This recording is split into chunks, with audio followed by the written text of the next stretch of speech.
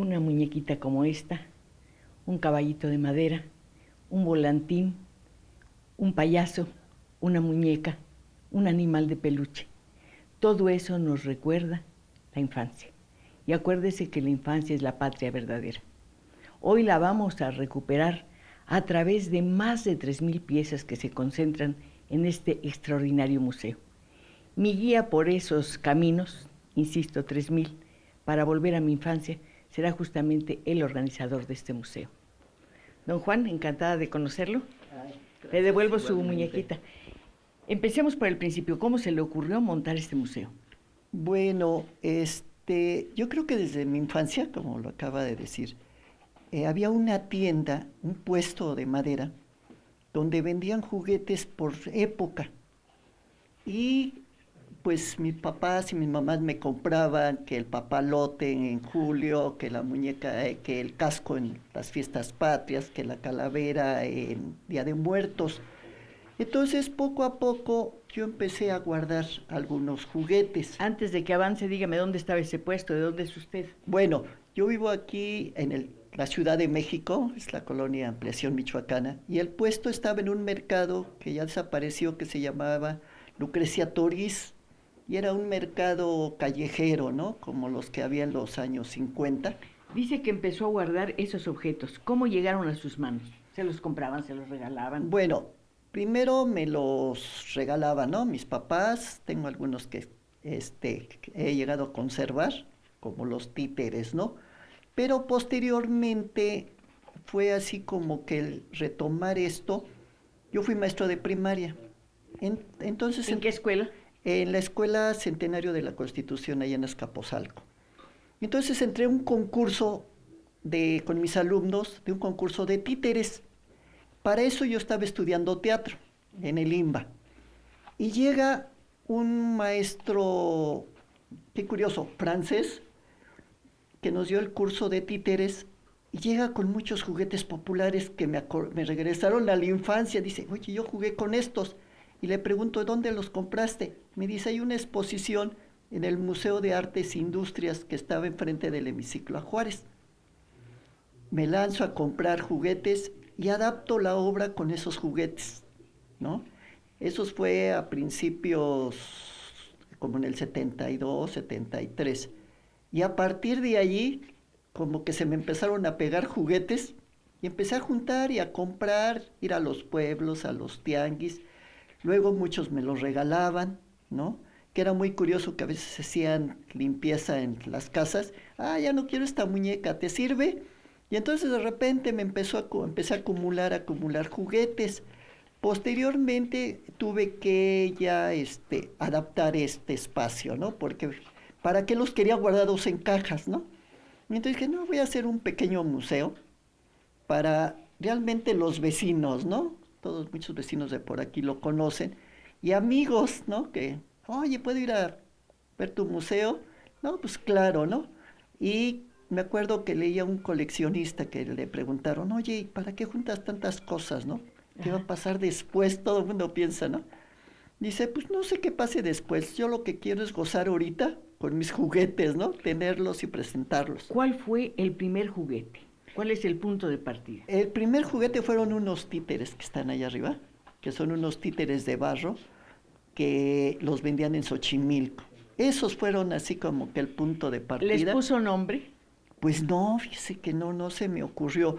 Y también unas muñecas de cartón como las lupitas. Que son hermosas. Sí, que me las conseguí. Y un casco de los que te ponías en ¿Es septiembre. el mismo material? Sí, ¿Es el mismo olor, los mismos colores? Maravilloso. Sí, que es realmente, yo siento que el juguete de cartón, ahorita ya resurgió otra vez gracias a los faros, que hay talleres de cartonería, y el desfile de alebrijes, ¿no? Que como que la cartonería vuelve a resurgir.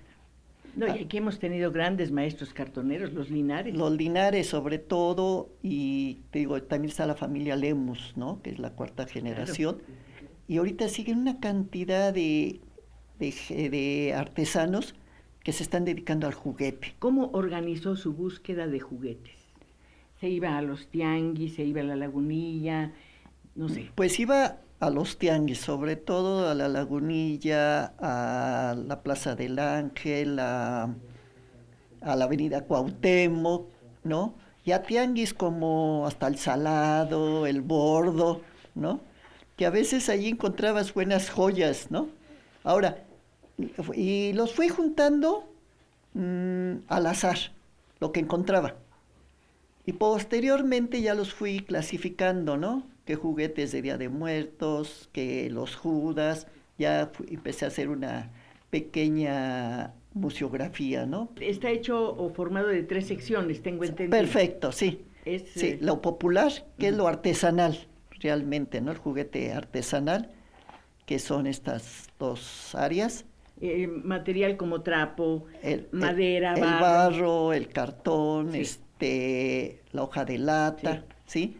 Que son materiales y que casi tengo de todos los estados, ¿no? De la República. Porque también cada vez que viajo me voy a buscar, que a veces es bien difícil porque no los encuentras, ¿no? Vas a los mercados. Me pasó una cosa en Puebla, yo conseguí unos títeres en Puebla, dejo de ir un tiempo, voy al Parián y los busco y me dicen, no, pues yo los hacía mi papá. Dice, es una pena que se estén perdiendo. Dice, los hacía mi papá y me sale más barato, gano igual comprarlos de plástico. Y entonces dices, híjole. Entonces, por eso le tengo más afecto de juntar cosas que para las nuevas generaciones pues lo conozcan con lo que jugamos nosotros cuando realmente podíamos salir a la calle a jugar, ¿no? No necesitabas nada. Ahora, el problema del juguete artesanal, que sí es caro, a comparación de uno de plástico, ¿no? Porque un carrito artesanal... Sí es caro, pero tiene el ingenio, el alma del artesano, las manos del artesano. Porque cada juguete es diferente, aunque sean 20 carritos, tienen un toque diferente, ya sea por el material, por las manos del artesano, por la textura, por el color. Entonces, es lo que la gente a veces no identifica, ¿no? Que el artesano no hace una pieza igual. Entonces, la primera parte es arte popular o juguete popular. ¿Luego? Juguete popular. Después tengo todo lo del cómic, que para mí el cómic fue para mí todavía es un juguete, ¿no? Además, fue importante en la formación de muchas personas. De muchas generaciones, ¿no? En los 30, 40 y 50, el cómic se hacían tirajes de millones, ¿no? Y hasta después de los 50. Todavía piensa en la familia Burrón, por ejemplo. Sí, y entonces el cómic fue mi primer acercamiento a la literatura, ¿no? ¿Por qué? Pues aquí no había libros, ¿no? Mi papá era comerciante, mi mamá cosía, ¿no? Mis hermanas le ayudaban. ¿Cuál es el cómic que más le gustaba? ¿O le gusta? El que más me gustaba era el de Tradiciones y Leyendas de la Colonia, era ¿no? Precioso. Que salía los sábados. ¿Y la tercera sección? Es de álbumes, de estampitas que comprabas en las papelerías afuera de la escuela. ¿Sabe qué me encanta? Su generosidad. Gracias a usted podemos hacer un viaje al pasado y desde luego al hacerlo escuchamos muchas voces, muchos rumores, muchas músicas.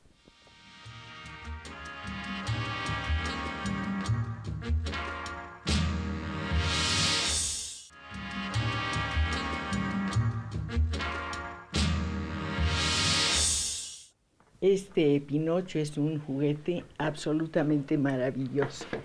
Es de madera, pesa muchísimo y además trae a su compañero Pepe Grillo. Maestro, le devuelvo a Pinocho y yo me quedo con Pepe Grillo. Bueno, pues llevamos a Pinocho, lo sentamos en su lugar. Exactamente. ¿Dónde apareció este títere?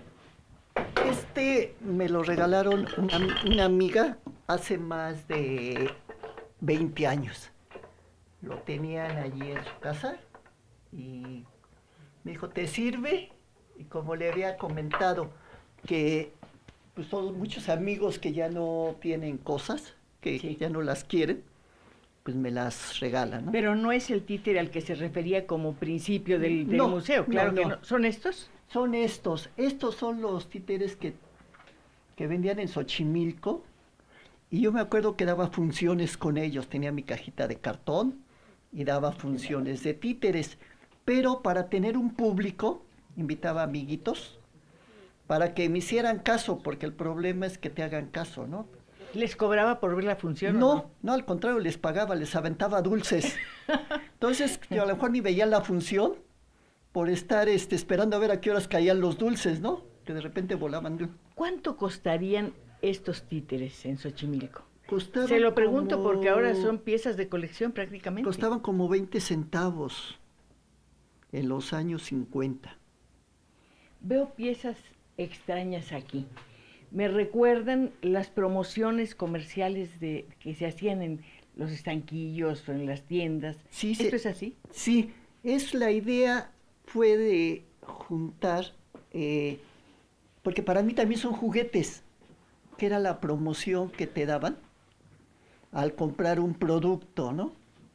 Me acuerdo que había una marca de gelatinas que daba carritos, ¿no? Salían una colección de carritos. Fantástico. Hice algo, compré con unos de mis sobrinos, compramos gelatinas y otros amigos, una caja para tener más rápido la colección. ¿Cuáles serían las promociones? Figuras, monedas, sellos, ¿qué? Más así representativos, por ejemplo, las banderitas del 68 de las Olimpiadas. Salían también en las corcholatas, ¿no? Las corcholatas, me acuerdo que salían todo el viaje a la luna, ¿sí? Los satélites, salían personajes de Walt Disney. Ahora en la actualidad, yo creo que ha habido una evolución. Anteriormente te sacaban no personajes de la televisión ni del cine, sino te sacaban elementos, por ejemplo... Músicos, sí, figuras de la historia, de la claro. historia, ¿no? Aviones, barcos. Pero también había luchadores Sí, y toreros. sí, claro. Sí, pero realmente la promoción se enfocaba a elementos. Después ya empiezan a promover películas y series de televisión, ¿no? Que es donde empieza ya otro tipo de promoción. La primera parte de este museo tiene los elementos de madera, trapo, cartón, hoja de lata. ¿Qué materiales concentra? Pues realmente el plástico, ¿sí? En 100%. Tenemos aquí juguetes, que era el cohete que le ponías una chinampina, lo aventabas y tronabas, o el buzo que con su bombita iba sacando burbujas, ¿no? Y había una lanchita que también caminaba, Sí, le ponías sí, ahí la tenemos en la entrada. Una velita, esa está ahí exacto, abajo. exacto. Estos son así juguetes de plástico, el Tarzán, ¿no? Que no podía faltarnos. Y, por ejemplo, había juguetes como este que orinaba. Le echabas agua, te apachurrabas y te orinaba, ¿no? O había, por ejemplo, que era un tiro al blanco de cartón con ligas. Pero además es precioso. Sí, ese era ponerse la pistola a la liga para tirar al blanco, ¿no? Y luego hay juguetes, me acuerdo mucho que lo vendían en la Alameda. En la Alameda Central te vendían el helicóptero. En esta serie de piezas que tiene en el museo está también la historia de México. La historia de México y la historia de la Ciudad de México. Yo creo que sí, más que la historia de la ciudad, sí es parte, ¿no? Es Digo, importantísimo. de elementos, por ejemplo, viene mucha gente y me decía, como te había comentado, yo tenía yo jugué con ¿no? Hasta me decía, ¿cómo le pondrías a tu museo? Luego, pues, yo tenía porque todo mundo recuerda algo. Y sí, yo creo que sí es una parte, ¿no? Don Juan, ¿usted recuerda su primer juguete, no como coleccionista, sino como niño? Mira, mi primer juguete que recuerdo fue un cañón atómico, así que se llamaba por esa época, en los 60, que era ya de baterías, y un tren de fricción, que los ando buscando como loco en las chácharas, no he podido encontrarlo, que son así clave para mí, ¿no? Eran de los juguetes que más, y acá en otra parte tengo muchos juguetes que para mí fueron bien importantes, que era de la marca Plastimar, que te vendía set de Tarzán o de la selva o de la Edad Media. Esos juguetes, esa marca para mí fue la que me marcó, yo creo, mi formación ya teatral, ¿no? Porque hacía batallas. Deseamos que en este museo está también la historia de la ciudad, nuestra historia, y por supuesto hay una inmensa, inmensa cantidad de tiempo.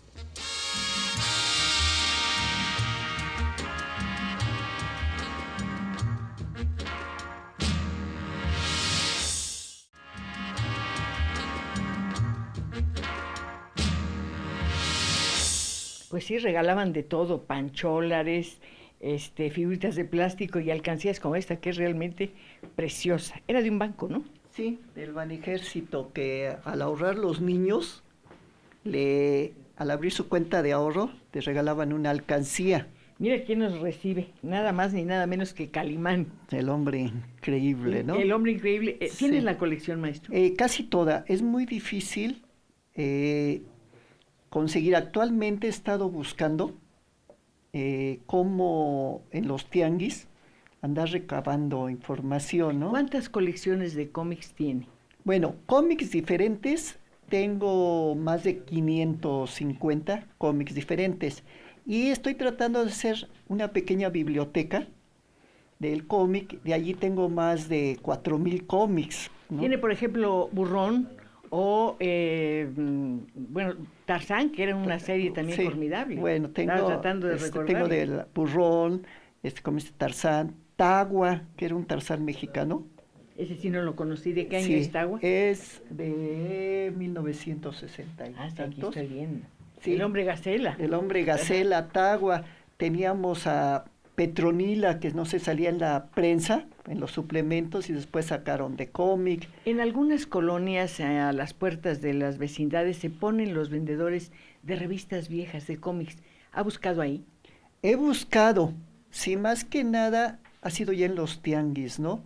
Y hay gente que a veces se muere y le tiran su colección. Ahora que me he involucrado más en el cómic, he descubierto que una vez sí la regué porque me vendían toda la colección de Hermelinda Linda, ¿no? Maravillosa. Que eran 1100 cómics y pues no me alcanzó, ¿no? Lo querían mucho por la colección y dije, no, digo, toda Hermelinda, dice, desde el 1, ¿no? Que es difícil que alguien tenga desde los números unos, ¿no? Antes el cómic, pues había una gran variedad, Leo. Ahorita yo tengo contabilizados diferentes, más de 500. De esos 500, había pues varias editoriales. Yo creo que una de las editoriales más importantes fue Novaro, Sí, claro. que ella fue la que nos trajo todo lo de Walt Disney. Y aparte, Novaro fue de los primeros que nos trajo, que nos ubicó en la historia, ¿no? Por ejemplo, estaba biografías selectas, que era de personajes históricos, epopeya, que era sobre alguna aventura, aventuras de la vida real, y había mexicanos como tradiciones y leyendas de la colonia, Que ¿no? fue importantísima, de Sí, verdad. esa me acuerdo que salía los sábados, yo esperaba que llegara el del periódico para leerla, ¿no? Y era así el terror, ¿no? De las leyendas. Yo no sé de dónde sacaron tantas leyendas, pero Hubo entre los cómics o revistas ilustradas el Jajá, por ejemplo. el Jajá, sí, que era así como que nuestra Estaba revista prohibida, para sí, adultos, sí, ¿no? sí, sí. La veías escondido, ¿no? Así, y en la actualidad, pues no, ya el Jajá se ríe uno, ¿no? Es como yo me acuerdo, conseguí este libro, hablando del Jajá. Sí, como no, fue. La Estuvo cigarra no mucho es un tiempo bicho, en teatro. y también en cine, que fue mi primera película de adultos que fui a ver, todavía iba en la primaria. Había un cine que se llamaba el Cine Janixio, y un amigo nos dice, ¿qué creen? Fui el domingo a ver La cigarra no es un bicho. ¿Cómo te dejaron entrar? Sí. No, pues ¿Y ahí cómo vamos. entraron? No, el lunes pagamos nuestro boleto y nos dejaron entrar. ¿Cuánto Íbamos, costaba el boleto? un peso con 25 ¿A qué horas centavos. comenzaba la función? Era como a las 5. Y todos dijimos que íbamos a la biblioteca, ¿no? Sí, claro. Porque pues íbamos en sexto año, teníamos 11 años, 12, y fuimos a ver La cigarra y nos la vimos 2 veces, ¿no? Y ya después la veo en la televisión y dices, no, y luego ¿Estaban ahí encuentro, todos sus compañeros o también sus maestros? no, nomás nuestros compañeros. Y ahora cuando me encontré la novela, pues dije, no, la voy a tomar, ¿no? Como un recuerdo de mi infancia. Es muy interesante, pero hay también allá un personaje formidable que es Mandrake. Ah, pues claro, entonces era Pienso como en los magos, pienso en los cómics que aparecían los domingos, que decíamos los monitos. los monitos de los Que domingos. a veces, sí. muchas veces comprábamos el cómic por los monitos, ¿no? Que era, pues era realmente el acercamiento, era la diversión del domingo. Y realmente, gracias a los monitos que salían, fue como se empezó a publicar el cómic ya No, y en nos los libros. habituamos a tener trato con el periódico, no era una cosa de adultos No, nada más. y era cuando se vendía más, ¿no? Entonces había la prensa, el Excelsior, luego ya de acuerdo como la jornada empezó con Gisitrino cambiar Pero es otra idea. otra idea, ¿no? O también hasta Alejandro Jodorowsky en El Heraldo, ¿no? Que sacaba sus fábulas pánicas en cómic. Aquí veo, maestro, una cajita misteriosa, la Lotería Familiar. Sí, esta la regalaba la Lotería Nacional y era una lotería de números. Era casi casi como jugar a la lotería. Pero además los domingos el sorteo era de 15,000 pesos, los miércoles de 5,000, los martes de 12 y los viernes de 50. O sea, eran premios muy chiquitos, pero todo el mundo se entusiasma con la lotería. Sí, pero yo en ese tiempo sí alcanzaba. Sí alcanzaba, ¿no? sí es cierto. Sí, Oye, yo no alcanzo a llegar hasta allá. ¿Qué es esto? Ah, es un disco. Es un disco, pues mágico, es un cuaderno así mágico, ¿no? ¿Por qué es mágico? Pues no tiene electricidad ni pilas y nos narra una ¿Quién historia. lo regalaba? Lo regalaba una institución de la SEP en los años 50, 60 para ir a la sierra que iban a alfabetizar. Y como no había electricidad, te llevaban Qué maravilla. que suena así, ¿no? Gracias. Ahora todos los enanos de mi pueblo podremos tener lindos rizos. Y Choachi, un collar de diamantes tendrá, pues los enanos se lo daban. Triqui, triqui, triqui, trao. Oiga, pues sí es mágico. Sí, es mágico porque no es el disco, Ajá. y nomás la caja de resonancia es el cartón con la aguja, ¿no? Entonces fue un hallazgo así que me encontré en un tianguis. Pero además es muy bello pensar que con esto alfabetizaban. Sí, y les contaban historias a los niños indígenas. ¿Alguna historia le contaron a usted de niño? Pues muchas, ¿no? ¿Cuál recuerda? Para que me cuente un Sobre pedacito. todo de las de terror, ¿no? Que decían que se aparecía el jinete sin cabeza, ¿no? Que como eran todavía lotes baldíos aquí, hacía bardas, que en las noches se aparecía y era así. Aquí llegó el jinete sin cabeza y con él se ve el tiempo también. Muchas gracias. Gracias.